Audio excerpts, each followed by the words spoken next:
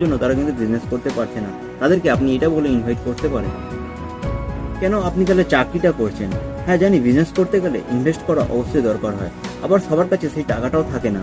হয়তো আপনার ক্ষেত্রে একই জিনিসটা হয়েছে।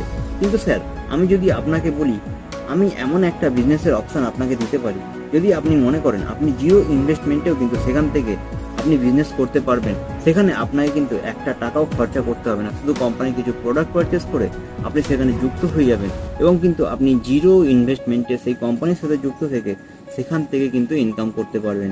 আপনি যদি জানতে চান যে সেই বিজনেসটা কি, বা জিরো ইনভেস্টমেন্টে আপনি সেই বিজনেসটা থেকে কি করে ইনকামটা করতে পারবেন, তার জন্য আমাদের যে বিজনেস প্ল্যানটা আছে আপনি দেখতে পারেন। দেখে যদি আপনার ভালো মনে হয় তাহলে আপনি করবেন, নাহলে আপনি করবেন না। আচ্ছা, এবার আসা যাক যে ইনডাইরেক্টলি আপনি কি বলে ইনভাইট করবেন। আচ্ছা স্যার, আপনার চেনা জানা এমন কেউ রয়েছে যারা জব করতে চাইছে না, বা জব করার পাশাপাশি পার্ট টাইম